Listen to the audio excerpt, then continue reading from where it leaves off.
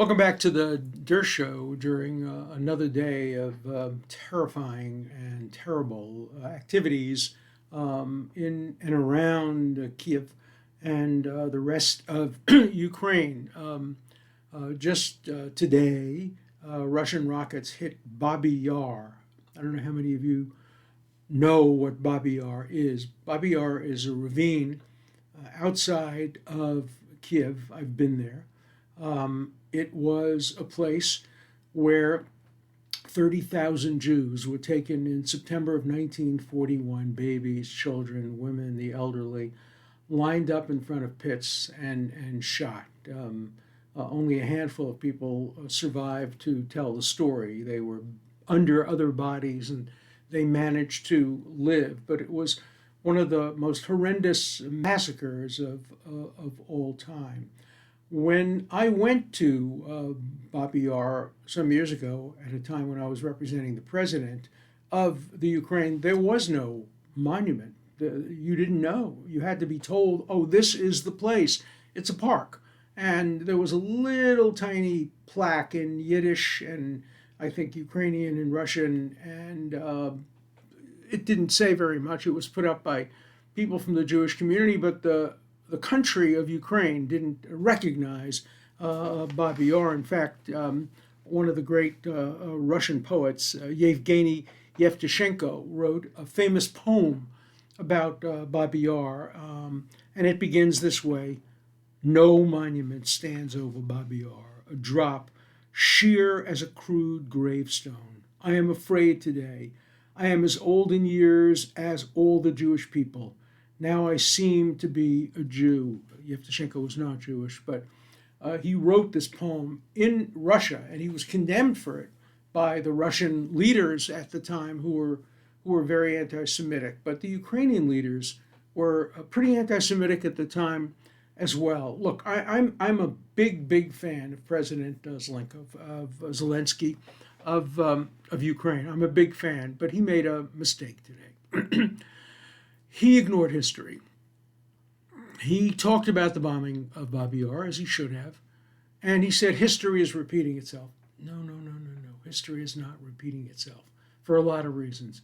First of all, Mr. President, please remind your people, remind the world that the massacre at Babi Yar, 33,700 Jews, according to the Nazi statistics themselves, murdered in cold blood, stripped naked, all their possessions taken away, put in front of pits, shot to death by machine guns. Who do you think fired the machine guns? Ukrainians.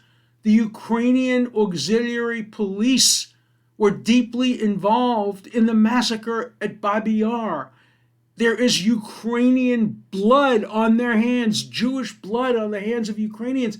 Don't use Babi Yar as a way of making us love the Ukrainian people historically.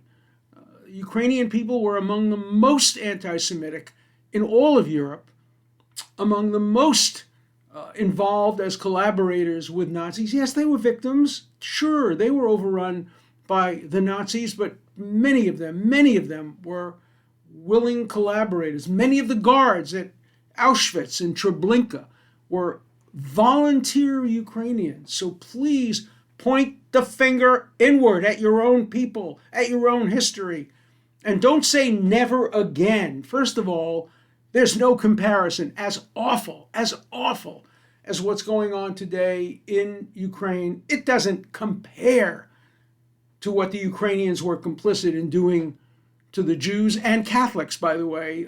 We'll get to that in a minute. There was a lot of anti-Catholic bigotry among Ukrainians too, from the beginning of Ukrainian nationalism. I'll get to that in just a minute. So when I went to Babi Yar, there was no memorial.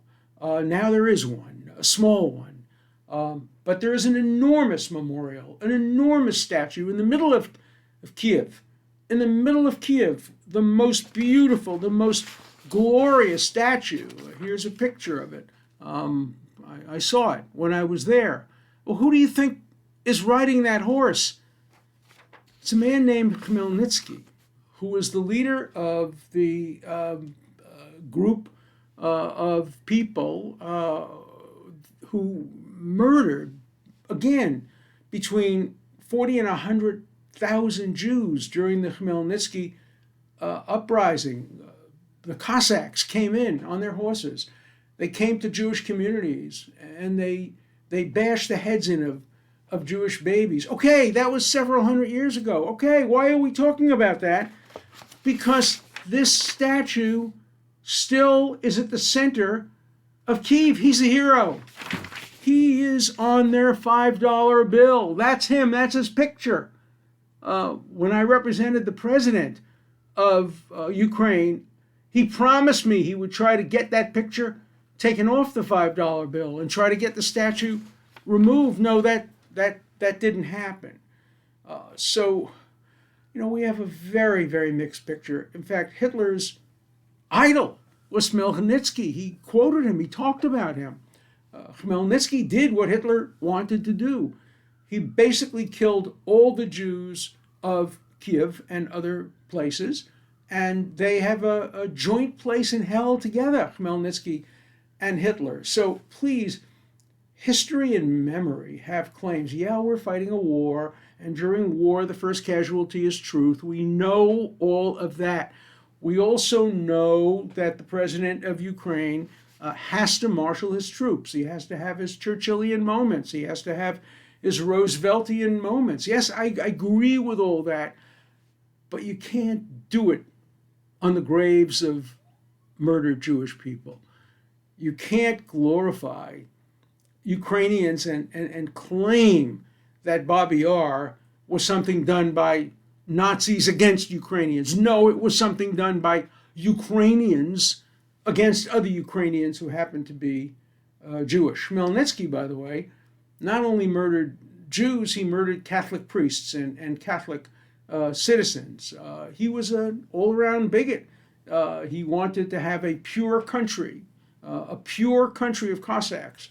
And that's why he's glorified. He's regarded as a great nationalist in Ukraine. So I'm not blaming something that happened several hundred years ago. I'm blaming the current Ukrainian people for having a statue of Khmelnytsky up there. And I'm blaming the president of Ukraine for talking about never again and invoking the history and invoking his own Jewishness when he talks about Babi Yar. History is complicated.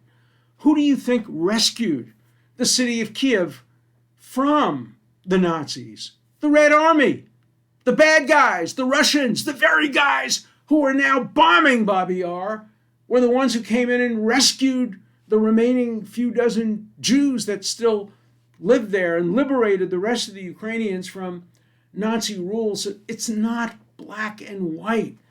It's not as simple as you'd like to make it. It's very complicated. History is very complicated. It's very rare that history sees things in terms of good guys and bad guys. The Second World War was an example of that. But of course, in the Second World War, we were on the same side as Stalin. And Stalin was murdering people, murdering Jews, murdering dissidents, murdering others. Stalin was not a good guy. Roosevelt and Churchill were good guys. De Gaulle, make up your own mind about de Gaulle, a very mixed picture. And the Nazis, they're easy, all bad. Nothing good about that. I think that it's hard to find anything good today about Putin, but he's not a Nazi. He's not a Nazi at the moment. Who knows? He may devolve and things may get much worse. But I don't think we're ever going to see death camps with little babies taken from their mother's arms and put into gas chambers. I don't think we're going to ever see that. The question is, what if we do? What if it gets worse? Does the United States ultimately put our troops in harm's way? Do we have a no-fly zone? Or to take it even a step further, let's assume things get worse in Ukraine and we don't send in troops, we don't do a no-fly zone, We send them ammunition, we send them help, we help them get out, we do all of those things. Lots and lots and lots of people are killed, and Putin says, "Oh my God, look, they didn't fight back. They didn't have a no-fly zone. They didn't send American troops or NATO troops. So I'm going into Estonia. I'm going into Latvia. I'm going into Lithuania." At that point, everything changes. At that point, we have a statute passed by Congress, by the Senate, confirming by a 2/3 vote, a treaty. It's called NATO, North Atlantic Treaty Organization. And under that treaty, we are legally obliged to send our troops, put them in harm's way, to help Estonia, to help Latvia, to help Lithuania. And if you think Ukraine was bad during the Second World War, the Lithuanians, the Latvians, the Estonians were just as bad. The Lithuanians, probably even worse. The Lithuanians and the Latvians didn't even wait for the Germans to enter their cities. They started killing the Jews in anticipation of them coming. Of course, the Germans then helped them. And their claim is the Germans rescued us from communism. So again, it's not black and white. But my question to you is this. I have a 26-year-old grandson, 28-year-old granddaughter. They're both eligible for the draft. Many of you have grandchildren, children eligible for the draft. And by the way, the draft will no longer distinguish between men and women. So we talk about sending our boys abroad. We're going to be sending our men and women abroad. Would you want your children or grandchildren to fight for Estonia, Lithuania, and Latvia? Would you want American treasure, American blood to be spilt because we have a treaty? No decision made involving war and peace is made generally on the basis of parchment preachments, paper documents. They're made on the basis of national interest, but we have a treaty and we're obliged. I don't think anybody would have standing to bring a lawsuit demanding that we follow our treaty obligations. The Latvians would not be able to come into court and say, look, we signed the treaty, send troops. But I suspect we would send troops. I suspect we would send airplanes. I suspect we would engage in a war if a NATO country is attacked, which really raises fundamental questions about NATO. NATO started with just Western European countries. The alliance that won the Second World War, Great Britain and France, and then, of course, Germany got included as a major nation.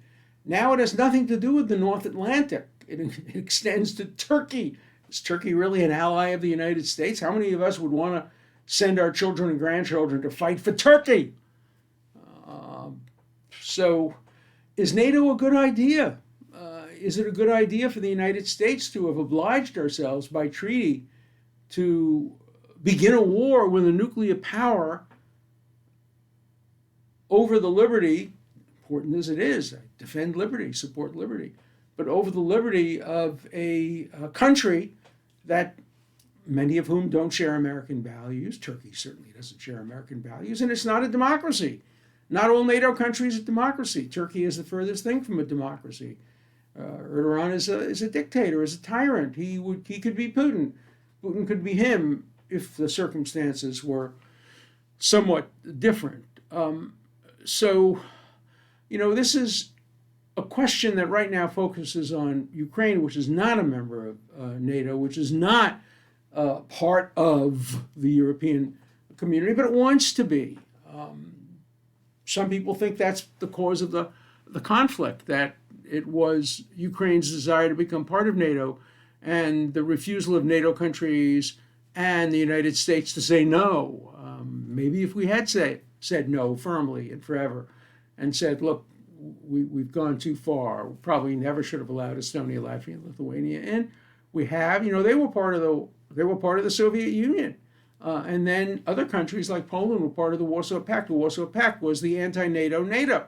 It was the Russian NATO, the Soviet Union's in those days, NATO. So we had two conflicting treaty organizations, the Warsaw Pact organization that included all the countries under the sphere of influence of Russia following Yalta, Stalin, and Roosevelt, and the Soviet Union, and the division of Europe. And then when the Warsaw Pact dissolved and the Soviet Union dissolved, NATO quickly gobbled up the rest of these countries, maybe without enough thought. I don't think the American people ever made a decision.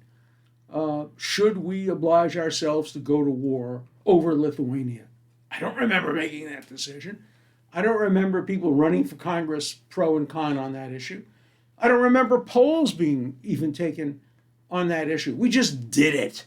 We did it because we could, because the Soviet Union broke up and because the Warsaw Pact broke up. And so we created this expanded NATO, which is a knife that cuts both ways.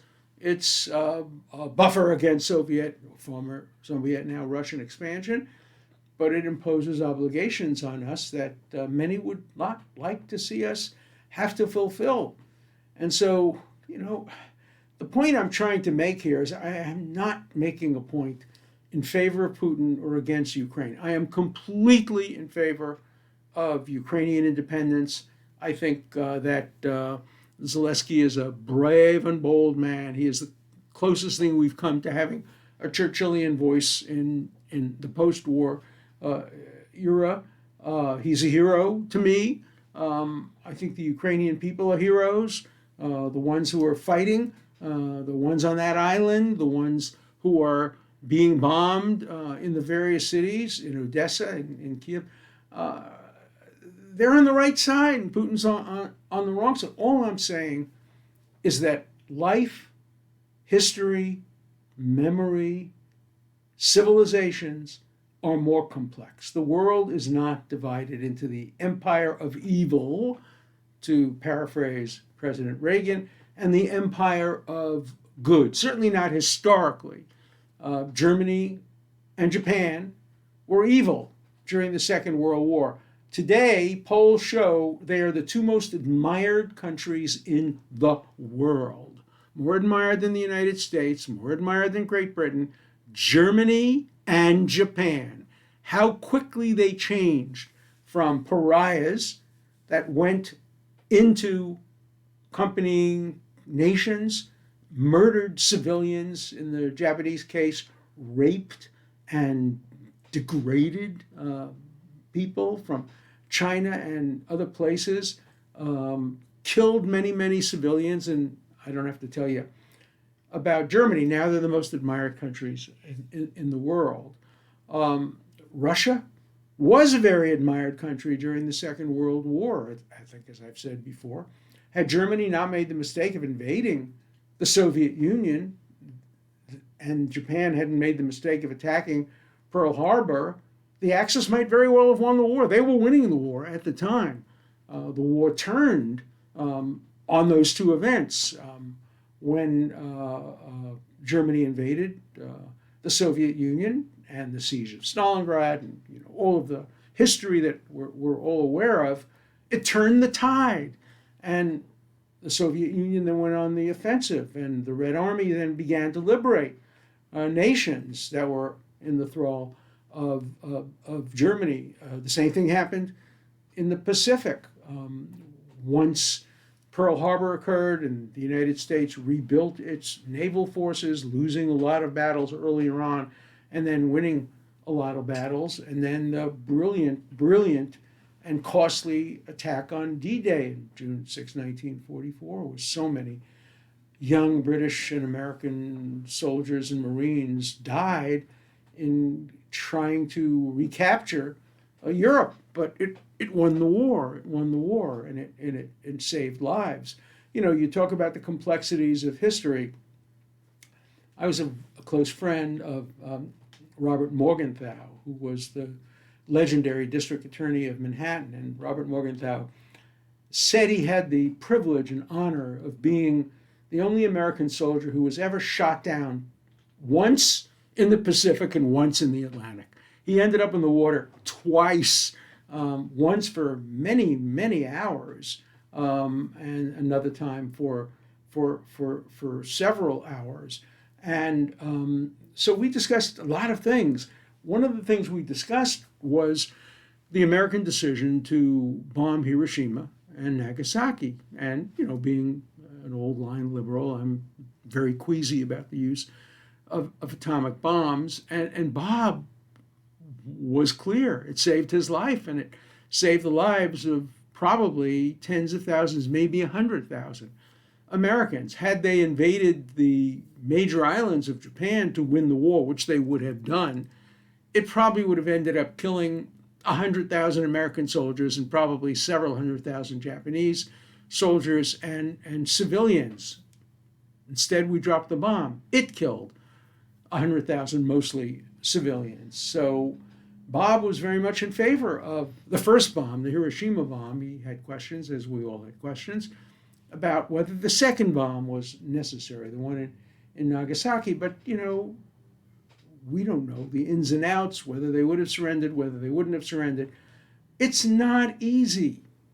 Germany attacked Britain, the Battle of London, with rockets. And what did Churchill do? He bombed cities in Germany, cities, and killed many civilians. And he did it quite deliberately, saying that killing of civilians is necessary to bring the German people to their feet, to their knees, and to make them surrender. And so it was worth the firebombing of Dresden, which killed many thousands of people. You remember Kurt Vonnegut's book about that. It was worth it because it helped make German people less supportive of Hitler. These are complicated, difficult, complex decisions. And when we're involved in a horrible situation like the Russian-Ukrainian situation, we tend to simplify. And we're going to hear that tonight. Some of you will be watching the show after the State of the Union message has already been delivered, but some of you will watch it in this show in real time before the State of the Union. I'm not going to predict what President Biden will do. I can tell you what he should do. He should be nonpartisan, and he should try to unite everybody. He should try not to use this very important speech as a way of bolstering the Democratic Party or his own standing or brag about what he's done to help the economy or to help COVID.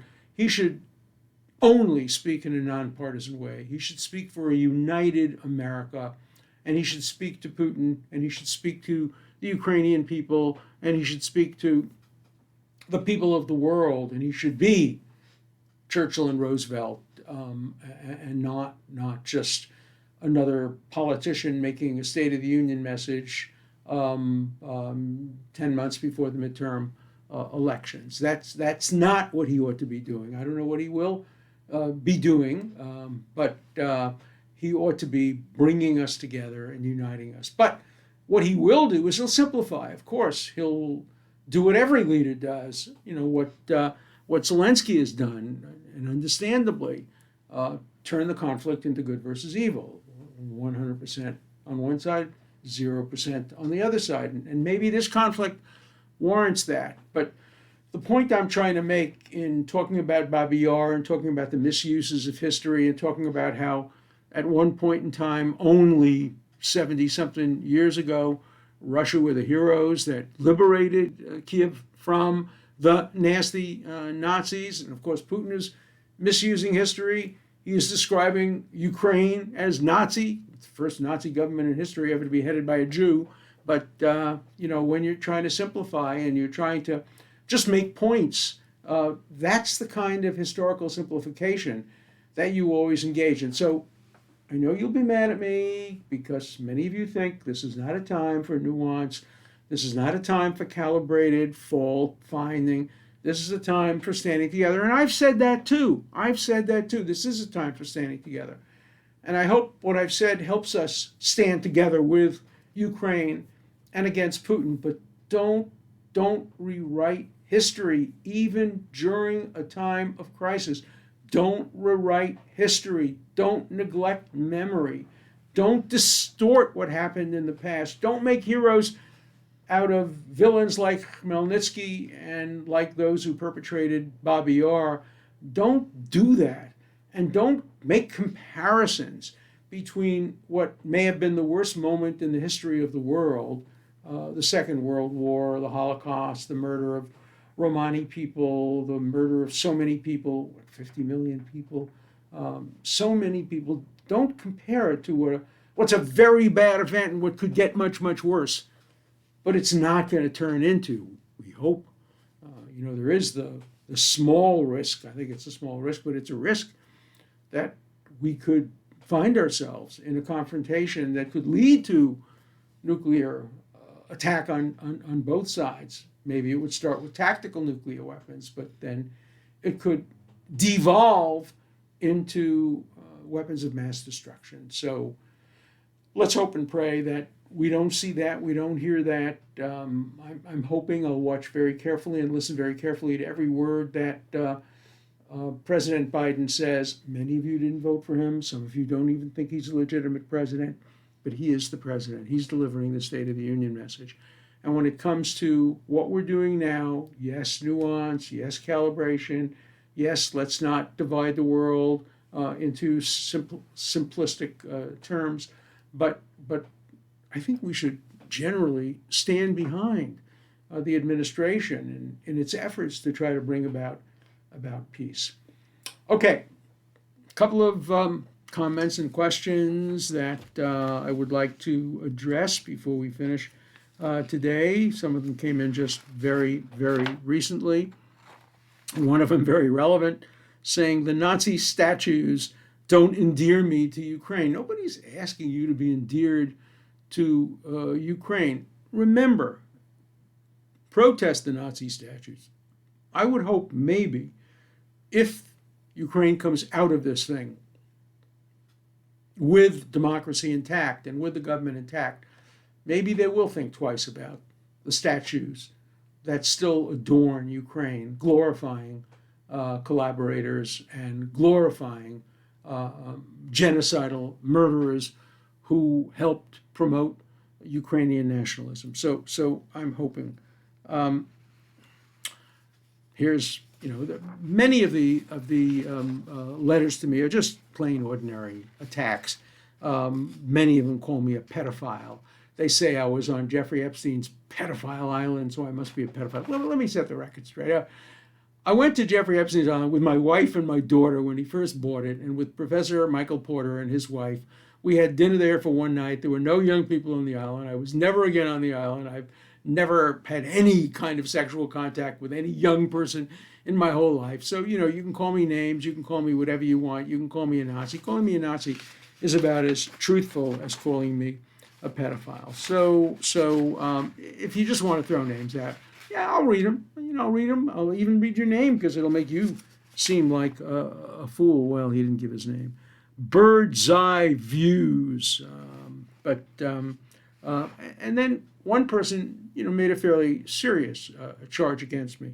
He said, during an interview, this globalist freak, the globalist freak, said that it is perfectly legal for Americans to be forcibly dragged out of their homes and a needle shoved in your arm. No, I didn't quite say that. What I said is that the Supreme Court in 1905 upheld mandatory vaccinations during a smallpox vaccine. I do not think that right now mandatory or compulsory vaccination would be justified by the Supreme Court. We're getting more and more data and information as we speak. Just today heard that the Pfizer vaccine, the one that I took, is apparently not particularly effective among young children, 5 to 10 or whatever years old. We have to follow the data, follow the information, follow the science. As I've said before, if there were, God forbid, ever a situation where we had a vaccine which was 100% effective in stopping the spread of a 100% lethal disease, Of course the Supreme Court would uphold it. And it would not uphold a compelled vaccination or medical treatment if the only person benefiting from it is the person getting the treatment. You want to die of cancer? That's your decision. You want to die of a heart attack? That's your decision. If there were a vaccine or a medicine that could cure you of that, you should take it. But if you don't take it, the state has no right to compel you to take it. I believe with John Stuart Mill that the right to swing your fist ends at the tip of my nose. And if your refusal to take a vaccine endangers the lives of lots and lots of innocent people and the science justifies that, that's one thing. If it just helps you stay alive, that's quite another thing. So the one thing about me and about this show is it's all about nuance. It's all about calibration. It's all about on the one hand and on the other hand. Harry Truman once said to one of his assistants, the next lawyer I get, I want a lawyer who only has one arm. Why do you want a lawyer who only has one arm? I hate these lawyers, he said, who keep saying on the one hand and on the other hand. I want them to have one hand so they can tell me what to do. Well, I'm not the right lawyer for that. I have two hands.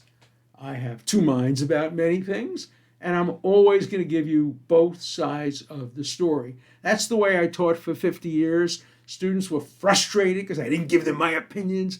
I didn't give them the answers. I didn't tell them what was right and what was wrong. I made them work hard to come to their own conclusions. I never wanted to turn a liberal into a conservative or a conservative into a liberal. I never wanted to propagandize students toward my point of view. I just wanted to make them better lawyers, smarter people. If you're a conservative, I want you to be a smart conservative. If you're a liberal, I want you to be a smart liberal. And so I'm not going to tell you what to think on the Dershow. You're going to decide what you're going to think. I hope I'll help you think through some of these complex issues. But for me, it's going to be on the one hand. And on the other hand, if you want a one-handed lawyer, I can give you one, but I'm not the guy. So send me your comments. Send me your comments on the Dershow and listen to me on Locals. And let's keep conversations going. Let's keep discussing things. We live in, I think there's an old Chinese expression, may you live in interesting times, a curse. We are cursed with living in interesting times. And I'm going to try to make the best of it by making interesting issues even more interesting on the Dershow.